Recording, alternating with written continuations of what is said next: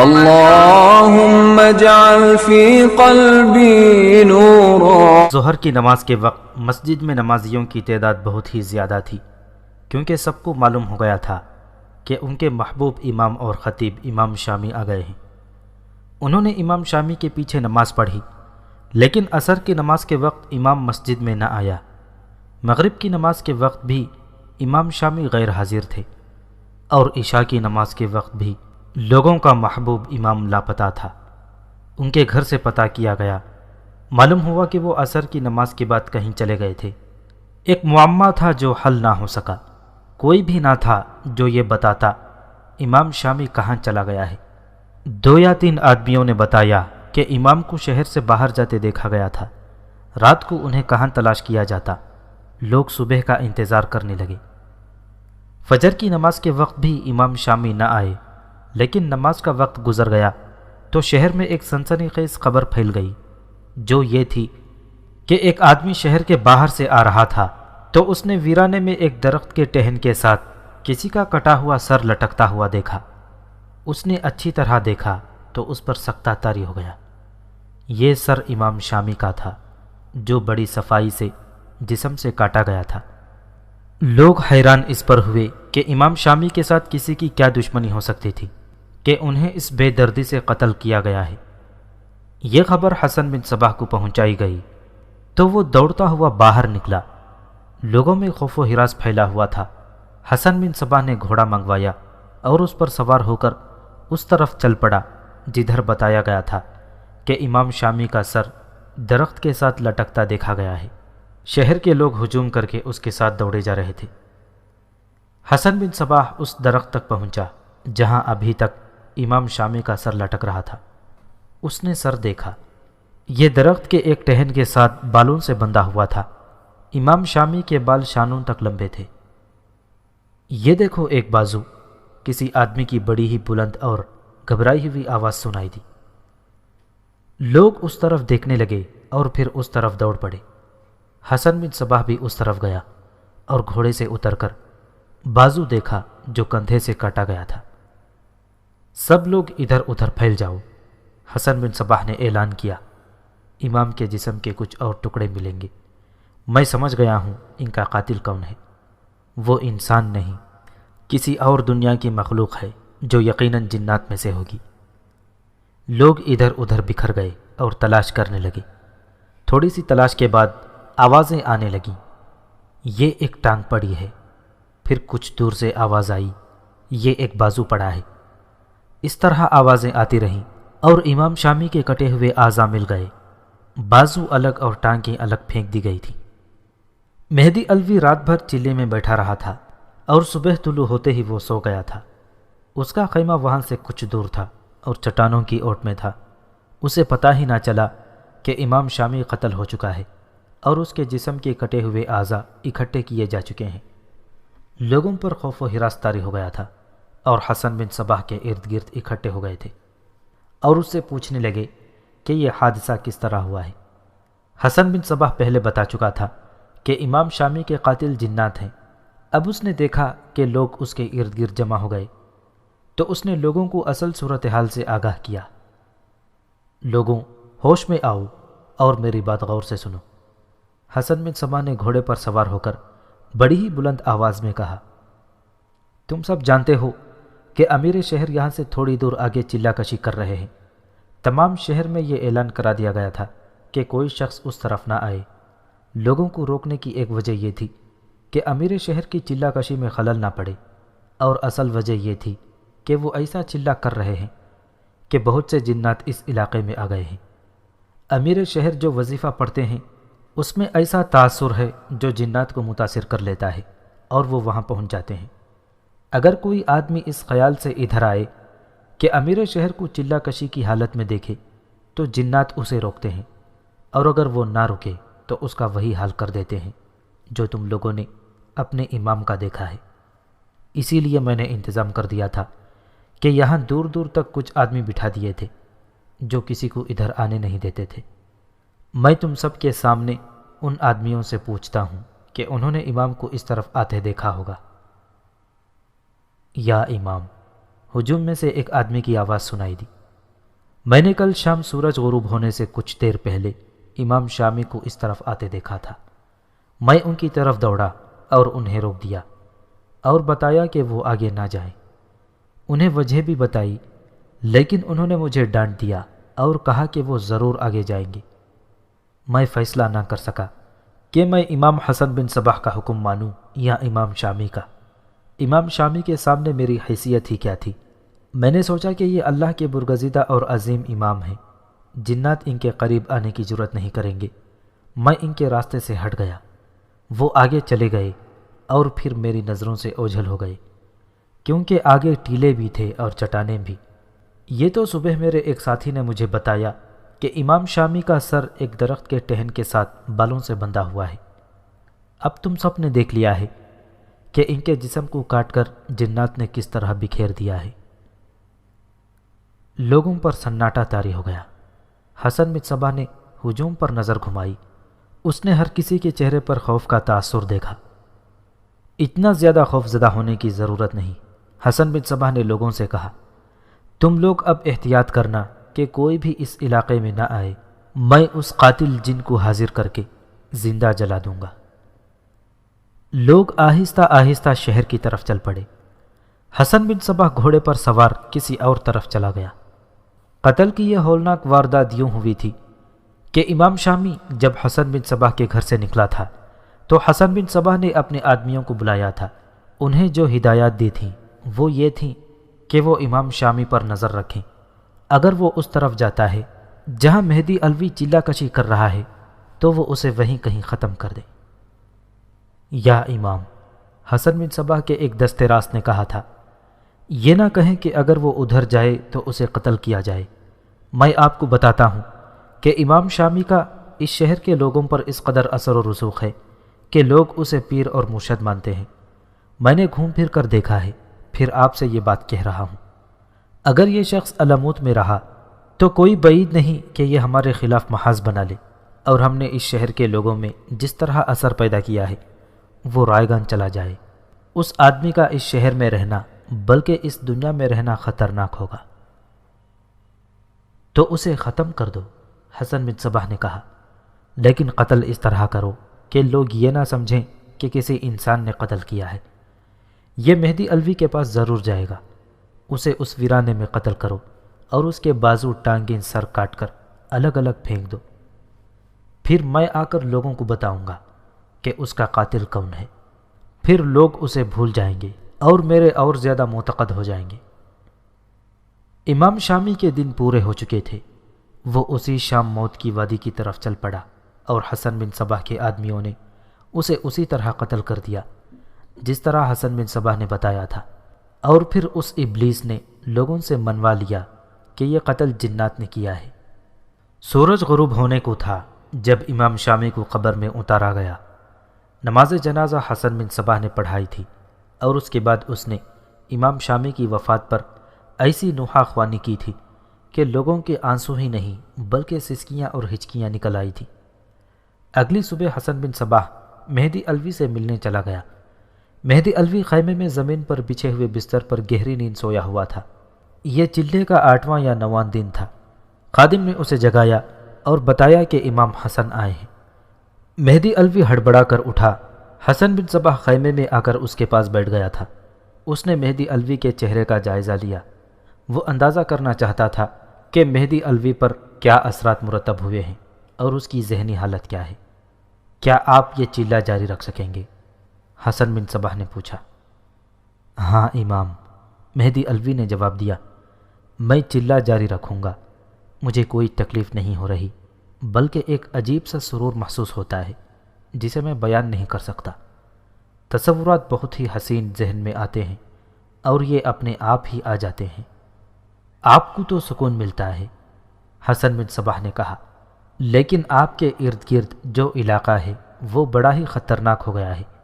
میں نے آپ کو جو وظیفہ بتایا ہے اس کے اثرات پوری کائنات پر ہوتے ہیں۔ یہ دراصل سلیمان علیہ السلام کا وظیفہ ہے جو جنات پڑھا کرتے تھے۔ آپ کے خیمے کے ارد گرد جنات کا ایک ہجوم اکٹھا ہو گیا ہے۔ یہ اس وظیفے کی کشش اور جنات کی عقیدت مندی ہے۔ تو کیا یہ جنات مجھے نقصان نہیں پہنچائیں گے؟ مہدی الوی نے ذرا ڈرے ہوئے لہجے میں پوچھا۔ نہیں امیر علمود، حسن بن صباح نے جواب دیا، یہ تو آپ کی خوش نصیبی کی نشانی ہے کہ آپ کا پڑھا ہوا وظیفہ کائنات پر اثر انداز ہو رہا ہے۔ ہو سکتا ہے کہ کچھ جنات انسانوں کے روپ میں آ کر آپ کے آگے سجدہ ریز ہو جائیں۔ اگر ایسا ہوا تو آپ بالکل بھی نہ ڈریں، وہ خاموشی سے آپ کا ورد سنتے رہیں گے اور پھر چلے جائیں گے۔ مجھے یہ بتائیں کہ سونے کی یہ 3 اینٹیں کس طرح برآمد ہوئی ہیں؟ مہدی الوی نے پوچھا۔ کیا مسلح کے نیچے سے مزید خزانہ برآمد ہوگا؟ میں گزشتہ رات سو نہیں سکا، حسن بن صباح نے کہا۔ سونے کی یہ 3 اینٹیں ایک اشارہ ہے۔ میں رات بھر مراقبے میں رہا ہوں، معلوم یہ کرنا تھا کہ یہ کیسا اشارہ ہے۔ صبح کاذب کے وقت مجھے یہ راز معلوم ہوا، خزانہ برآمد ہوگا، لیکن ابھی یہ پتہ نہیں چل رہا کہ وہ خزانہ کہاں سے برآمد ہوگا۔ مجھے امید ہے کہ 15-16 دنوں بعد یہ بھی پتہ چل جائے گا۔ سونے کے یہ 3 ٹکڑے ایک بڑا واضح اشارہ ہے کہ آپ کو 3 اور شہر ملیں گے، پھر علمود کو ملا کر ان 4 شہروں کی ایک سلطنت بن جائے گی جس کے سلطان آپ ہوں گے۔ اس سلطنت کو حاصل کرنے کا یہی ایک طریقہ ہے کہ آپ اسی طرح صبر و تحمل اور پوری یکسوئی کے ساتھ پورے 40 دن یہ وظیفہ پورا کر دیں۔ مہدی الوی کو باقاعدہ حشیش پلائی جا رہی تھی۔ خادم حشیش کی مقدار میں اضافہ کرتا چلا جا رہا تھا۔ اسے اونٹنی کا دودھ پینے کی اجازت دے دی گئی تھی۔ یہ دودھ ہر روز اس کے خیمے میں پہنچا دیا جاتا تھا۔ اس میں بھی ذرا سی حشیش ڈال دی جاتی تھی۔ کچھ تو اس کی اپنی خواہشات کے تصور تھے جو اس کے ذہن میں نکھرتے ہی چلے آ رہے تھے، کچھ حسن بن صباح کی باتوں کے اثرات تھے کہ مہدی الوی کے ذہن سے یہ اترتا جا رہا تھا کہ وہ علمود کا امیر ہے اور اس کی حیثیت ایک بادشاہ جیسی ہے۔ میں آپ کو ایک بری خبر سنا رہا ہوں، حسن بن صباح نے کہا۔ آپ کے محبوب امام شامی اچانک حجاز سے واپس آ گئے تھے۔ انہیں پتہ چلا کہ آپ یہاں چلہ کشی میں بیٹھے ہیں تو وہ میرے پاس آئے اور کہنے لگے کہ وہ آپ کو چلہ کشی سے روکیں گے۔ میرے دل میں امام شامی کا بے تحاشا احترام ہے۔ میں نے انہیں کہا تھا کہ وہ آپ کی چلہ کشی میں مداخلت نہ کریں، ورنہ اس میں آپ کی جان جانے کا خطرہ ہے، اور امیر علمود کے لیے بھی بہت بڑا خطرہ پیدا ہو سکتا ہے۔ ان کی اور ہم سب کی بدقسمتی کہ وہ نہ مانے اور کل آپ کے پاس آنے کے لیے چل پڑے۔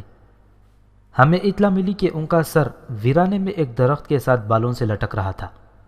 مجھے صاف پتہ چل گیا کہ انہیں جنات نے کاٹ کر پھینک دیا تھا، کیونکہ وہ جنات کے پیغمبر حضرت سلیمان علیہ السلام کے وظیفے کی توہین کر رہے تھے۔ یہ توہین ہی تھی کہ وہ آپ کو اس وظیفے سے ہٹانے آ رہے تھے۔ کل میں نے ان کی نماز جنازہ پڑھائی ہے اور انہیں سپرد خاک کر دیا ہے۔ حسن بن صباح کو توقع تھی کہ مہدی الوی کا رد عمل بڑا ہی شدید ہوگا اور وہ روئے گا، کیونکہ وہ امام شامی کا معتقد تھا، بلکہ وہ اس کا مرید تھا۔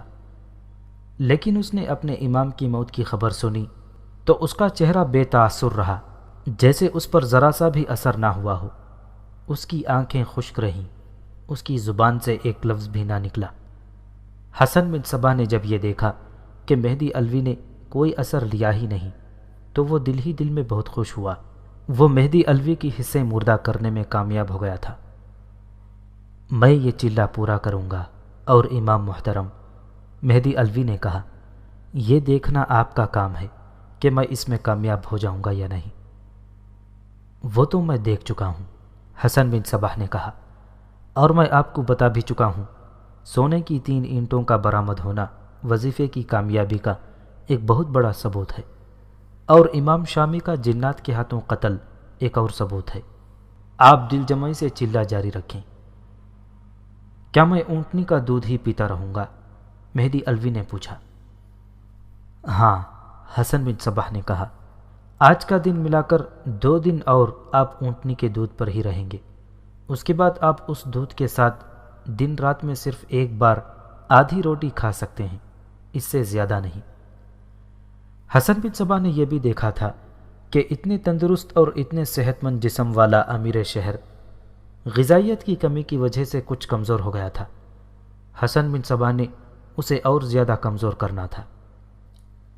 حسن بن صباح مہدی الوی کی اور زیادہ حوصلہ افزائی کر کے وہاں سے آ گیا مہدی علوی نے حسن بن صباح کی جو پیشن گوئی سنی تھی، انہوں نے اسے نہایت حسین اور دل پسند تصوروں میں دھکیل دیا۔ 7-8 دن اور گزر گئے۔ مہدی علوی اب ایسی ذہنی کیفیت میں مبتلا ہو گیا تھا جس میں اس کے ذہن کے تصورات حقیقی زندگی کی صورت میں محسوس ہونے لگے، اور حقیقی زندگی اس کے ذہن سے بہت حد تک نکل گئی۔ 15-16 دن گزر گئے تو حسن بن صباح ایک بار پھر مہدی علوی کے خیمے میں گیا۔ اس نے مہدی علوی کے چہرے کا اور ذہنی کیفیت کا اندازہ کیا۔ اس نے دیکھا کہ وہ بڑے اچھے نتائج حاصل کر رہا ہے۔ مہدی علوی بڑی جاندار آواز میں بولتا تھا، لیکن صاف پتہ چلتا تھا کہ اس کا ذہنی توازن صحیح نہیں رہا۔ یہ شخص اسی طرح زندگی کی حقیقتوں سے کٹ گیا ہے جس طرح ہرے بھرے درخت کی ایک شاخ کٹ کر گر پڑتی ہے، اس شاخ کو سوکھ کر پتا پتا ہو جانا ہے۔ یہی کیفیت مہدی علوی کی ہو رہی تھی۔ کیا آپ کچھ اور بھی دیکھ رہے ہیں؟ حسن بن صباح نے پوچھا۔ کوئی اور چیز آپ کو نظر آتی ہو؟ ہاں محترم امام، مہدی علوی نے مخمور سی آواز میں کہا، میں نے گزشتہ رات ایک عجیب چیز دیکھی ہے۔ میں وظیفے میں مصروف تھا کہ ایک انتہائی خوبصورت لڑکی اس طرح میرے سامنے سے گزر گئی جیسے وہ چل نہیں رہی تھی بلکہ بادلوں پر تیر رہی تھی۔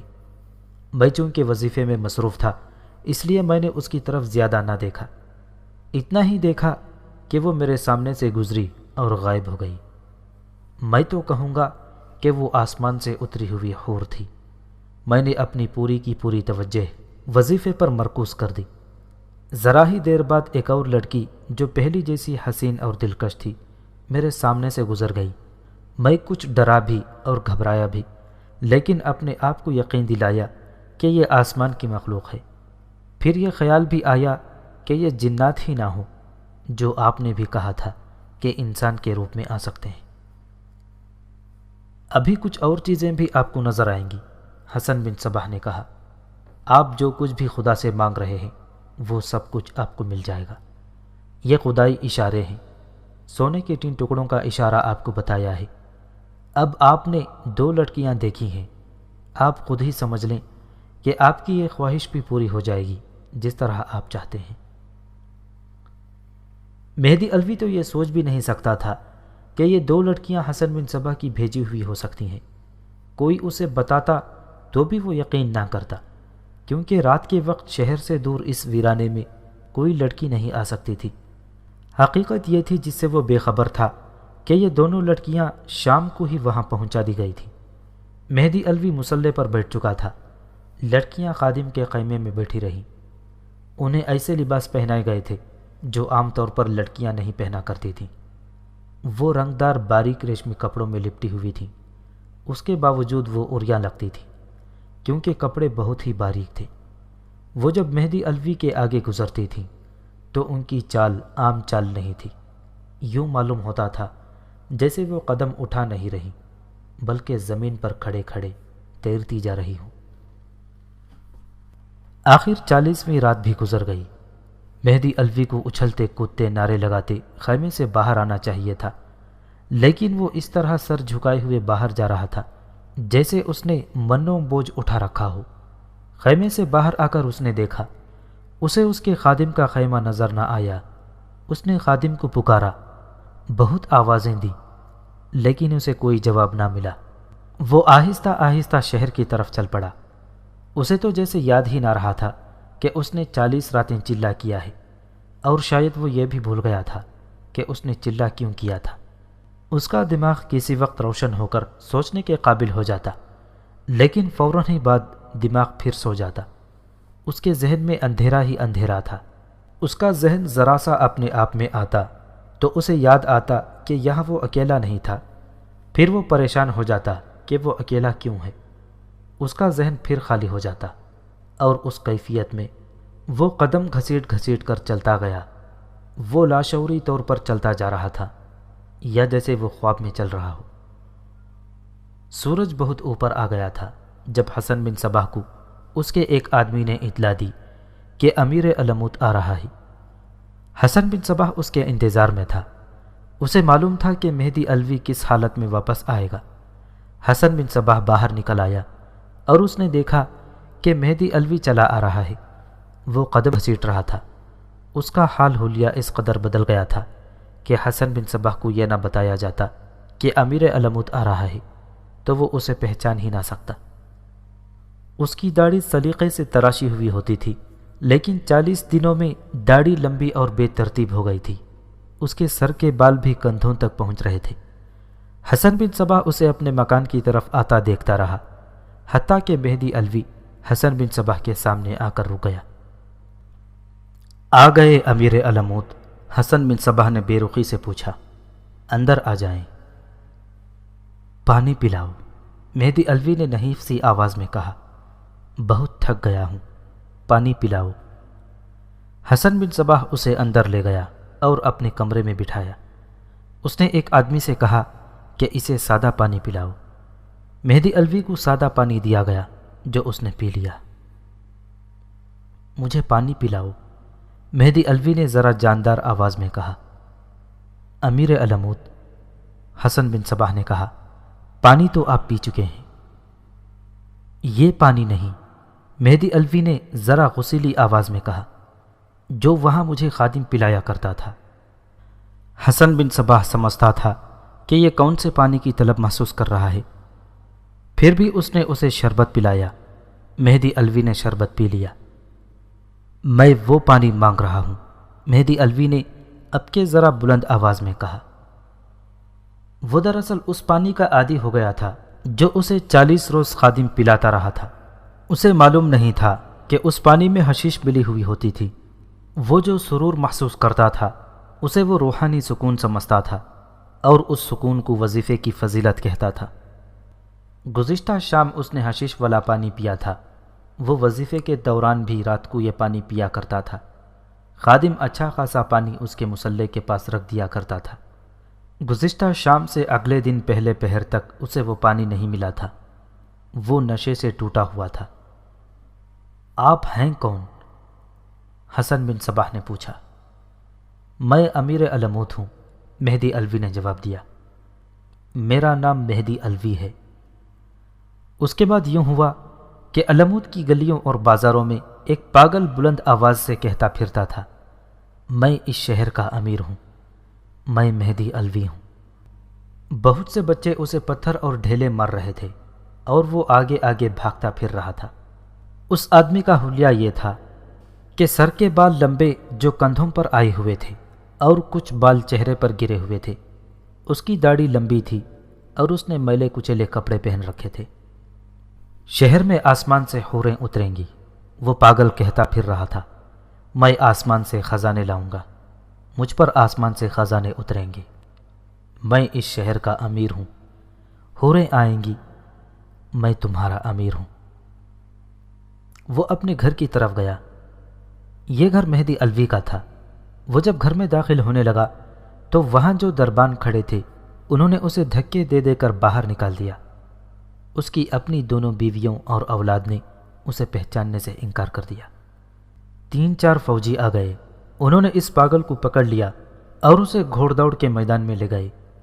سارا شہر امٹ کر اس میدان میں اکٹھا ہو گیا۔ فوج کا ایک دستہ وہاں آ گیا، سپہ سالار اس کے ساتھ تھا۔ یہ پاگل مہدی علوی ہی تھا اور اس میں کسی شک و شبہ کی گنجائش نہیں تھی کہ وہی اس شہر کا امیر تھا، لیکن وہ پاگل ہو چکا تھا اور لوگ مانتے ہی نہیں تھے کہ یہ مہدی علوی ہے۔ سپہ سالار اسے بازو سے پکڑ کر ایک روز ایک ذرا بلند جگہ پر لے گیا جہاں لوگ اسے اچھی طرح دیکھ سکتے تھے۔ علموت کے لوگوں، سپہ سالار نے اعلان کیا، یہ شخص پاگل ہے اور سارے شہر میں بدامنی پھیلا رہا ہے۔ کیا آپ اسے امیر تسلیم کریں گے؟ لوگوں کے ہجوم نے اسے امیر تسلیم کرنے سے انکار کر دیا۔ اگر یہ واقعی مہدی علوی ہے، سپہ سالار نے کہا، تو بھی اسے ہم امیر شہر نہیں مانیں گے کیونکہ یہ پاگل ہو چکا ہے۔ ہم کسی پاگل کو امیر شہر نہیں بنائیں گے۔ ہجوم میں سے ایک آواز اٹھی۔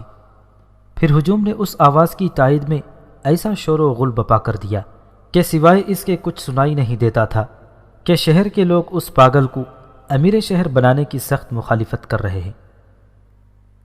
تاریخوں میں آیا ہے کہ لوگ مخالفت کرتے یا حمایت، پوری کی پوری فوج نے اس پاگل کو امیر تسلیم کرنے سے انکار کر دیا۔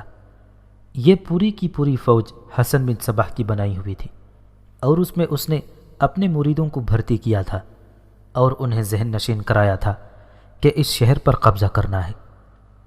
سپہ سالار نے لوگوں سے کہا کہ اس اتنے بڑے شہر کے دفاع کے لیے فوج تھی ہی نہیں، ہم نے لوگوں کی جان و مال اور عزت و آبرو کی حفاظت کے لیے فوج بنائی ہے، اور اس کے اخراجات امام حسن بن صباح پورے کر رہے ہیں۔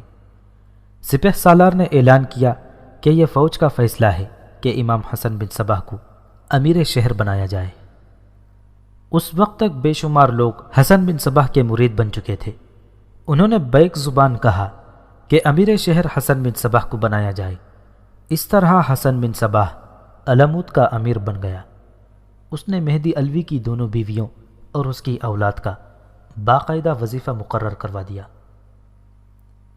مہدی علوی کو خوش و خرم فتح کے نشے سے سرشار خیمے سے نکلنا چاہیے تھا کہ اس نے 40 راتوں کا چلہ کامیابی سے کاٹ لیا تھا۔ شہر میں آ کر وہ حسن بن صباح سے کہتا کہ اب مجھے اس چلے کے نتائج دکھاؤ، لیکن وہ خیمے سے پاگل ہو کر نکلا۔ مزمل آفندی کو قید خانے میں بند کر دیا گیا تھا۔ اسے 40 دنوں کے بعد قید خانے سے رہا کر دیا گیا۔ اسے پاگل ہو کر نکلنا چاہیے تھا، لیکن وہ جب قید خانے سے باہر نکلا تو اس کی گردن تنی ہوئی تھی اور اس کی چال ڈھال ایسی تھی جیسے اس شہر کا امیر وہی ہو، اور جو کوئی اس کے راستے میں آئے گا وہ اسے قتل کر دے گا۔ وہ قید خانے سے نکل کر سیدھا حسن بن صباح کے پاس پہنچا۔ حسن بن صباح نے اس کا پرتپاک استقبال کیا۔ آ گئے مزمل؟ حسن بن صباح نے اس سے دوستوں کی طرح پوچھا۔ اب کیا کرو گے؟ میرے کرنے کا ایک ہی کام ہے، مزمل آفندی نے بڑی دلیری اور جرأت مندی سے جواب دیا۔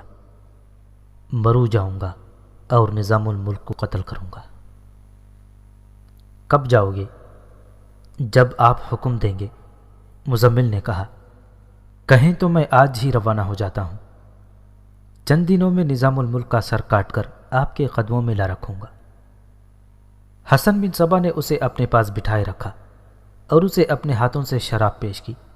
اس رات مزمل نے کھانا بھی حسن بن صباح کے ساتھ کھایا۔ اگلی صبح اسے ایک نہایت اعلیٰ نسل کا گھوڑا دیا گیا۔ وہ گھوڑے پر سوار ہوا۔ حسن بن صباح نے باہر آ کر اسے رخصت کیا۔ مزمل گھوڑے پر یوں تن کر بیٹھا ہوا تھا جیسے یہ سارا علاقہ دور دور تک اس کی سلطنت ہو اور وہ اس کا سلطان ہو۔ اس کی کمر کے ساتھ ایک تلوار لٹک رہی تھی اور اس کے پاس بڑا ہی خوبصورت خنجر بھی تھا۔ وہ مرو جا رہا تھا۔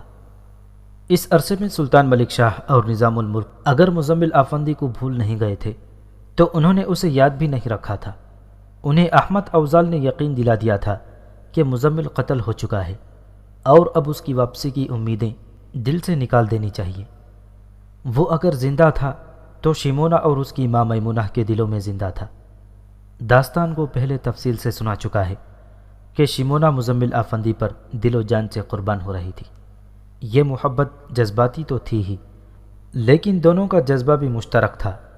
دونوں حسن بن صباح کو قتل کرنے کا عزم لیے ہوئے تھے۔ شیمونہ اور مزمل کی محبت میں رومان کی چاشنی تو تھی ہی، لیکن عزم کی گرمی زیادہ تھی۔ مزمل حسن بن صباح کو قتل کرنے کے لیے روانہ ہو گیا۔ اب شیمونہ کے کانوں میں ایک ہی آواز گونجتی تھی کہ مزمل باطنیوں کے ہاتھوں قتل ہو چکا ہے۔ مزمل کو گئے 1.5 مہینہ گزر گیا تھا۔ جب احمد اوزال خلجان سے بھاگ کر مرو آیا تھا تو اس نے یہ خبر سنائی تھی کہ مزمل آفندی حسن بن صباح کے جال میں آ گیا ہے اور اب تک وہ قتل ہو چکا ہوگا۔ سلطان ملک شاہ اور نظام الملک نے تو فوراً مان لیا تھا کہ احمد اوزال جو کچھ کہہ رہا ہے وہی ہوا ہوگا، لیکن شیمونہ نہیں مانتی تھی۔ وہ کہتی تھی کہ مزمل زندہ ہے۔ وہ احمد اوزال کے پیچھے پڑ گئی تھی کہ وہ واپس جائے اور مزمل کو ڈھونڈ کر لائے۔ احمد اوزال جانتا تھا کہ یہ حسین لڑکی جذبات کی ضد میں بہی جا رہی ہے اور یہ حقیقت کو قبول نہیں کر رہی۔ احمد اوزال نے اسے یقین دلانے کی بہت کوشش کی کہ مزمل اس دنیا سے اٹھ گیا ہے، لیکن شیمونہ چیخ چیخ کر کہتی تھی کہ مزمل مر نہیں سکتا۔ وہ حسن بن صباح کو مار کر مرے گا۔ یہ الفاظ اس کی زبان پر چڑھ گئے تھے کہ حسن بن صباح زندہ ہے تو میرا مزمل بھی زندہ ہوگا۔ شیمونہ اپنی ماں کو ساتھ لے کر سلطان ملک شاہ کے پاس گئی تھی اور رو رو کر اس نے سلطان کی منتیں کی تھیں کہ وہ 2-3 آدمیوں کو خلجان اور علمود بھیجے جو مزمل کو ڈھونڈ کر واپس لے آئیں۔ سلطان نے اسے بڑے پیار سے اور ہمدردی سے سمجھایا تھا کہ مزمل کے زندہ نکل آنے کی کوئی صورت ہے ہی نہیں۔ پھر وہ نظام الملک کے پاس گئی تھی۔ نظام الملک نے بھی اسے وہی جواب دیا تھا جو سلطان ملک شاہ دے چکا تھا۔ شیمونہ احمد اوزال کے لیے مصیبت بن گئی تھی۔ احمد اوزال نے اسے ہر بار یہی کہا تھا کہ وہ خلجان اور علمود جانے سے نہیں ڈرتا، لیکن وہاں اسے حسن بن صباح اور اس کے خفیہ آدمی بڑی اچھی طرح سے پہچانتے ہیں، اور وہ اس خفیہ گروہ کے 2 آدمی کو قتل کر کے بھاگا ہے۔ وہ فوراً پکڑا جائے گا اور فوراً ہی اسے قتل کر دیا جائے گا۔ میں خود وہاں چلی جاؤں گی، شیمونہ نے کئی بار کہا تھا، لیکن حسن بن صباح کے ساتھ میں رہی ہوں۔ بہت سارے لوگ وہاں مجھے پہچانتے ہیں۔ حسن بن صباح پہلے ہی مجھے قتل کرنے کا حکم دے چکا ہے۔ وہ تو مجھے دیکھتے ہی مار ڈالے گا۔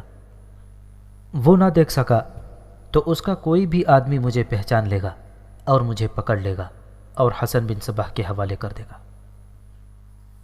سلطان ملک شاہ نے شیمونہ اور اس کی ماں کو مرو میں ایک بڑا اچھا مکان دے دیا تھا جس میں ماں بیٹی اکیلی رہتی تھی۔ سلطان نے ان کے لیے وظیفہ بھی مقرر کر دیا تھا۔ سلطان اور نظام الملک کے بعد احمد اوزال سے مایوس ہو کر شیمونہ نے ماں کو پریشان کرنا شروع کر دیا۔ ماں نے کئی بار اسے ڈانٹ دیا اور کہا کہ وہ اپنے دماغ کو اپنے قابو میں رکھے ورنہ وہ پاگل ہو جائے گی۔ وہ مزمل کو بھولتی ہی نہیں تھی اور یہ مانتی ہی نہیں تھی کہ مزمل قتل ہو چکا ہے۔ اس کا یہ روز مرہ کا معمول بن گیا تھا کہ صبح چھت پر چلی جاتی اور اس راستے کو دیکھتی رہتی جو خلجان سے مرو آتا تھا۔ دن میں کئی بار وہ چھت پر اس طرف سے آنے والی پگڈنڈی کو دیکھنا شروع کر دیتی۔ کئی بار ماں چھت پر جا کر اسے گھسیٹتے ہوئے نیچے لاتی اور اسے ڈانٹتی، لیکن شیمونہ ایک ہی بات کہتی تھی کہ مزمل زندہ ہے اور وہ واپس آئے گا۔ وہ گھڑ سواری کی شوقین تھی۔ کبھی کبھی وہ سلطان کے استبل سے گھوڑا منگوا لیتی اور شہر سے باہر نکل جایا کرتی تھی۔ گھوڑے کو کچھ دیر دوڑاتی اور گھر آ جایا کرتی تھی۔ ایک روز اس نے ماں سے کہا کہ وہ اسے گھوڑا منگوا دے، وہ باہر جانا چاہتی ہے۔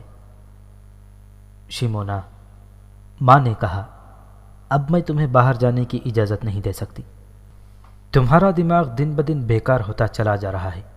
مجھے ڈر ہے کہ باہر جا کر خلجان کا رخ کر لوگی۔ نہیں ماں، شیمونہ نے کہا، میں پہلے بتا چکی ہوں کہ میں مزمل کی تلاش میں باطنیوں کے علاقوں میں نہیں جا سکتی۔ میں پہلے نہیں گئی تو اب بھی نہیں جاؤں گی۔ گھر میرا دم گھٹتا ہے، مجھے ذرا کھلی ہوا میں گھومنے پھرنے کے لیے جانے دیں۔ ماں نے اسے گھوڑا منگوا دیا اور وہ گھوڑے پر سوار ہوئی اور باہر نکل گئی۔ اس کی ماں بھی چاہتی تھی کہ یہ لڑکی اس طرح گھوم پھر کر دل بہلائے رکھے تو ٹھیک ہے، ورنہ وہ تو پاگل ہوئی جا رہی تھی۔ مرو کے ارد گرد بہت ہی دل فریب مناظر تھے۔ ندی بھی قریب سے گزرتی تھی اور ایک جگہ سے چشمہ پھوٹتا تھا۔ لوگ سیر و تفریح کے لیے وہیں جایا کرتے تھے، لیکن شیمونہ کو سیر کے لیے وہی پگڈنڈی اچھی لگتی تھی جو خلجان سے آتی تھی۔ اس روز بھی وہ گھوڑے پر سوار ہوئی، شہر سے نکلی اور گھوڑا اسی پگڈنڈی میں ڈال دیا۔ یہ اس کا معمول تھا۔ اس پگڈنڈی پر جا کر وہ گھوڑے کو ایڑ لگاتی، گھوڑا سرپٹ دوڑتا اور شیمونہ کوس 1.5 کوس جا کر گھوڑا روک لیتی اور وہاں سے واپس آ جاتی۔ اس روز بھی وہ اسی پگڈنڈی پر چلی گئی۔ اس نے اپنے معمول کے مطابق گھوڑا سرپٹ دوڑا دیا۔ سامنے سے ایک گھوڑ سوار چلا آ رہا تھا۔ شیمونہ اس کے قریب سے گزری تو اس کی طرف دیکھا بھی نہیں۔ اس کا گھوڑا ہوا سے باتیں کر رہا تھا۔ شیمونہ، گھوڑے کے قدموں کے بے ہنگم شور اور ہوا کی شائیں شائیں میں ایک آواز سنائی دی۔ پکارنے والا کوئی آدمی تھا۔ شیمونہ نے گھوڑا روک لیا اور پیچھے کو موڑا۔